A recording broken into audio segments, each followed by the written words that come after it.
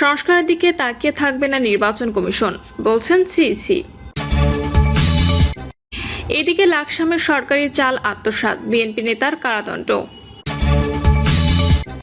জানাবো দুই উপদেষ্টার এপিএস ও পিওর দুর্নীতি, তদবির বাণিজ্যে আয় শত কোটি টাকা। এবং সর্বশেষ জানাবো আমরা বিশ্বের শীর্ষ উৎপাদনকারী দেশ হতে চাই, কাতারে ডক্টর ইউনূস। শুনছিলেন সংবাদ শিরোনাম, এবারে বিস্তারিত। সংস্কারের দিকে তাকিয়ে থাকবে না নির্বাচন কমিশন, বলছেন সিইসি। প্রধান নির্বাচন কমিশনার এএমএম নাসির উদ্দিন বলেছেন, ঐকমত্য কমিশনের সংস্কারের দিকে তাকিয়ে থাকবে না নির্বাচন কমিশন। নিজেদের ক্ষমতার মধ্যে যা যা আছে তা নিয়ে ভোটের প্রস্তুতি নিচ্ছে ইসি। রাজধানীর আগারগাঁওয়ে নির্বাচন ভবনে বাংলাদেশ নিযুক্ত অস্ট্রেলিয়ার রাষ্ট্রদূতের সঙ্গে সাক্ষাৎ শেষে সাংবাদিকদের এ কথা বলেন সিইসি। তিনি বলেন, সুষ্ঠু ও অংশগ্রহণমূলক নির্বাচন আশা করে অস্ট্রেলিয়া। এ বিষয়ে বাংলাদেশকে সব ধরনের সহায়তার আশ্বাস দিয়েছেন অস্ট্রেলিয়ান হাইকমিশনার সুশান রাইলি। নির্বাচন কেন্দ্রিক যে কোনো ধরনের সহায়তায় তারা আগ্রহী। ভোটার তালিকা হালনাগাদ সহ আন্তর্জাতিক পর্যবেক্ষকদের নিয়েও আলোচনা করার কথা জানান সিইসি। লাকসামে সরকারি চাল আত্মসাৎ, বিএনপি নেতার কারাদণ্ড। কুমিল্লার লাকসামে সরকারি চাল আত্মসাতের দায়ে রবিউল হোসেন রবু নামে এক বিএনপি নেতাকে 6 মাসের কারাদণ্ড দিয়েছে ভ্রাম্যমাণ আদালত। স্থানীয় সূত্র জানায়, উপজেলার গোবিন্দপুর ইউনিয়নের মোহাম্মদপুর বাজারের খাদ্য বান্ধব ডিলার ছিলেন বিএনপি নেতা রবিউল হোসেন রবু। বিকালে পাশের বাড়ির এক চাচির ঘরে ধান বলে 350 কেজি সরকারি চাল জমা রাখেন।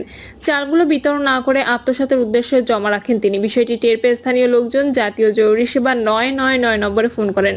পরে পুলিশ নিয়ে ঘটনাস্থলে আসেন উপজেলা নির্বাহী কর্মকর্তা কাউসার হামিদ। এ সময় চালগুলো উদ্ধার করে ভ্রাম্যমাণ আদালতের মাধ্যমে বিএনপি নেতা রবুকে 6 মাসের কারাদণ্ড দেওয়া হয়। ইউএনও কাউসার হামিদ বলেন, জিজ্ঞাসাবাদে রবিউল হোসেন চালগুলো আত্মসাতের উদ্দেশ্যে বাড়িতে নিয়ে আসেন বলে স্বীকার করেছেন।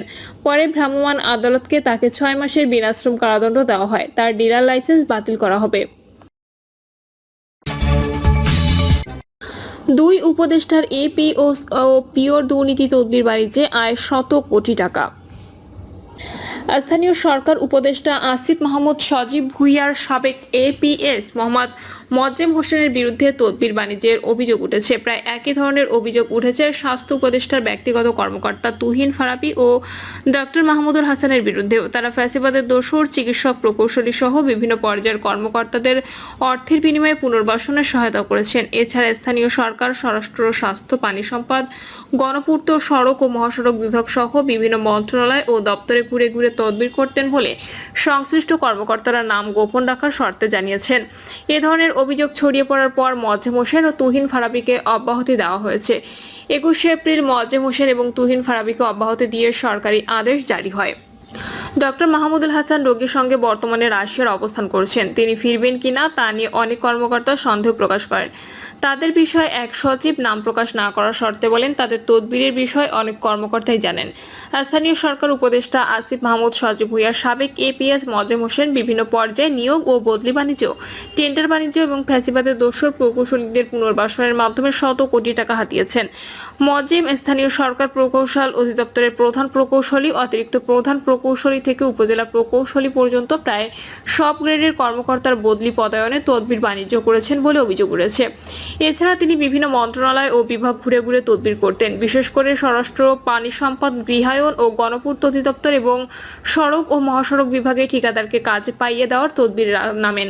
প্রায় একই অভিযোগ উঠেছে স্বাস্থ্য উপদেষ্টা নূরজাহান বেগমের ব্যক্তিগত কর্মকর্তা তুহিন ফারাবি ও মোহাম্মদ মাহমুদের বিরুদ্ধে। তারা অস্থায়ী ভিত্তিতে নিয়োগ লাভের পর থেকে চিকিৎসক, মেডিকেল কলেজের প্রিন্সিপাল, পরিচালক, উপপরিচালক, সিভিল সার্জন নিয়োগ বদলির মাধ্যমে শত কোটি টাকা হাতিয়ে নিয়েছে। এছাড়া তারা senior staff nurse, midwife, pathology technician ও হজ টিমের নার্স ও ডাক্তারদের নাম ঢোকানো তদবির করেছেন বলে জানা গেছে। তাদের বিরুদ্ধে স্বাস্থ্য সেক্টরের ঠিকাদারদের কাছ থেকে বিশেষ সুবিধা আদায়ের অভিযোগ রয়েছে। ফারাবি ও মাহমুদ দুজন ঘনিষ্ঠ বন্ধু। অভিযোগের বিষয়ে মোহাম্মদ মোয়াজ্জেম হোসেন বলেন, আমাকে অপসারণ করা হয়নি, আমি ব্যক্তিগত কারণে পদত্যাগ করেছি। আগামী মাসের পাবলিক সার্ভিস কমিশনে আমার মৌখিক পরীক্ষা আছে। এছাড়া আমি বাংলাদেশ ব্যাংকের একটি পরীক্ষায় ভাইবা দেওয়ার প্রস্তুতি নিচ্ছি। এসব কারণে আমি পদত্যাগ করেছি। তিনি আরো বলেন, আসিফ মাহমুদ সজীব ভুঁইয়া রাজনীতি করবেন, তার ক্যারিয়ার আর আমার ক্যারিয়ার এক হবে না। আমি সরকারি চাকরি করব। গণমাধ্যম ও সামাজিক যোগাযোগ মাধ্যম তার বিরুদ্ধে তদবির বাণিজ্যের মাধ্যমে 400 কোটি টাকা হাতিয়ে নেওয়ার অভিযোগ প্রসঙ্গে মোয়াজ্জেম হোসেন বলেন, আমি 1 টাকার দুর্নীতি করেছি, কেউ তা প্রমাণ করতে পারবে না। এসব ভিপি নূরের দল গণ অধিকার পরিষদের নেতারা সামাজিক যোগাযোগ মাধ্যমে লেখালেখি করছে। আমি এক সময় গণ অধিকার পরিষদের সঙ্গে সম্পৃক্ত ছিলাম। তাদের থেকে আলাদা হয়ে বৈষম্য বিরোধী ছাত্র আন্দোলনে গঠন করায় তাদের সঙ্গে আমার বিরোধ হয়। সে কারণে তারা গুজব ছড়াচ্ছে, এসবের কোনো ভিত্তি নেই। গণ অধিকার পরিষদের সাধারণ সম্পাদক মোহাম্মদ রাশেদ খান বলেন, মোয়াজ্জেম হোসেনকে নিয়োগ দিয়েছে সরকার, আবার অপসারণও করেছে সরকার। গণ অধিকার পরিষদ তার বিরুদ্ধে কোনো অভিযোগ করেনি, সুতরাং সে গণ অধিকার পরিষদের কর্মীদের বিরুদ্ধে যে বক্তব্য দিয়েছেন তা অসত্য এবং অপ্রাসঙ্গিক।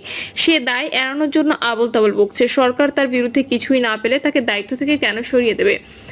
রাশেদ খান আরো বলেন, মোয়াজ্জেম হোসেন, ফারাবী ও মাহমুদের বিরুদ্ধে ওঠা অভিযোগ দুদক তদন্ত করতে পারে। এছাড়া সরকারের দায়িত্ব এজেন্সির মাধ্যমে সত্যতা অনুসন্ধান করা। এছাড়া ওই মন্ত্রণালয়ের উপদেষ্টা একান্ত সচিবের একান্ত সচিবের বিরুদ্ধেও তদন্ত হওয়া সময়ের দাবি, কারণ এপিএস এককভাবে দুর্নীতি করতে পারে না। এদিকে স্বাস্থ্য উপদেষ্টা নূরজাহান বেগমের সাবেক পার্সোনাল অফিসার তুহিন ফারাবী এবং বর্তমান ব্যক্তিগত মোহাম্মদ মাহমুদের সঙ্গে কথা বলার জন্য মন্ত্রণালয়ে গিয়ে জানা গেছে তারা অফিসে নেই। তুহিন ফারাবীকে ইতিমধ্যে অপসারণ করা হয়েছে। অপর ব্যক্তিগণ কর্মকর্তা মাহমুদুল হাসান বর্তমানে এক রোগীর সঙ্গে রাশিয়া অবস্থান করছেন। দুজনের হোয়াটসঅ্যাপে যোগাযোগ করা হলেও ফোন বন্ধ পাওয়া গেছে। সাবেক সচিব এ.কে.এম. আব্দুল আওয়াল বলেন, তাদের আইনের আওতায় এনে জিজ্ঞাসাবাদ করা উচিত। সরকার নিজ দায়িত্বে বিভিন্ন এজেন্সির সহায়তায় তাদের সম্পদ অনুসন্ধান করতে পারে। এত মানুষ তাদের বিষয়ে মিথ্যা বলবে কেন? তারা ছাত্র, তাদের তো শত্রু থাকার কথা নয়। সাবেক সচিব আবু আলম মোহাম্মদ শহীদ খান বলেন, অভিযোগ উঠতেই পারে, তদন্ত করে সত্যতা নিশ্চিত করা সরকারের দায়িত্ব।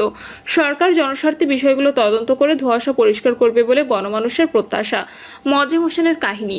উপদেষ্টা নিয়োগের কিছুদিনের মধ্যে মোয়াজ্জেম হোসেনকে সরকারি একান্ত সচিব নিয়োগ দেন আসিফ মাহমুদ সজীব ভুঁইয়া। নিয়োগ লাভের পর থেকেই তদবির বাণিজ্যে নেমে পড়েন মোয়াজ্জেম। মিডিয়া এবং গণমাধ্যমের দৃষ্টি এড়াতে তারা বিকাল 4টার পর থেকে রাত 10টা পর্যন্ত সচিবালয় এবং সরকারি দপ্তরে অবস্থান করে তদবির করতেন। ছাত্র উপদেষ্টার এপিএস হওয়ার বিগত সরকারের সময় থেকে কর্মরত কর্মকর্তারা ভয়ে তটস্থ ছিলেন। ফলে যে কর্মকর্তার কাছে যা দাবি করেছেন সে তা দিয়ে মোয়াজ্জেমকে খুশি করেছেন। স্বরাষ্ট্র মন্ত্রণালয়ের একাধিক কর্মকর্তা বলেন, মোয়াজ্জেম নিজেই police, BGB, coast guard, fire service, civil defence, Ansar শাখায় কর্মরত কর্মকর্তাদের কাছে গিয়ে ঠিকাদারি তদবির করতেন। ওইসব সংস্থায় কেনাকাটার তথ্য সংগ্রহ করতেন। অনেক অফিসার স্বেচ্ছায় তথ্য দিলেও কিছু অফিসার কৌশলে তাকে অধিদপ্তর থেকে তথ্য এবং কাজ নেওয়ার পরামর্শ দিতেন। পুলিশের জন্য অস্ত্র, গোলাবারুদ, শটগান সহ বিভিন্ন যন্ত্রপাতি কেনায় ঠিকাদারদের বিল পাইয়ে দেওয়ার তদবিরও করতেন মোয়াজ্জেম। গত সরকারের সময় পুলিশের বিভিন্ন সরঞ্জামাদি সরবরাহ করতেন। এমন ঠিকাদাররা পালিয়ে গেলে ওই কাজ চালিয়ে নেওয়ার জন্য যারা নতুন করে নিযুক্ত হয়েছেন তাদের কাছ থেকে কমিশন হাতিয়েছে মোয়াজ্জেম। অন্যদিকে 8ই আগস্টের পর সাবেক স্বাস্থ্য সচিবকে দিয়ে বেশ কিছু চিকিৎসক বদলি করান তুহিন ফারাবী ও ডক্টর মাহমুদুল হাসান। প্রতিটি বদলিতে 5 থেকে 10 লাখ টাকা করে নিয়েছেন তারা। দুজনে মিলে মেডিকেল কলেজের প্রিন্সিপাল, পরিচালক, উপপরিচালক, সিভিল সার্জন নিয়োগ পদ্ধতিতে 15 থেকে 25 লাখ টাকা আদায় করতেন। এরপর স্বাস্থ্যসেবা বিভাগে সিনিয়র সচিব হিসেবে নিয়োগ পান এক কর্মকর্তা। তাকেও নয়ছয় বুঝিয়ে বিপুল সংখ্যক চিকিৎসক, কর্মচারী বদলি করেন তারা।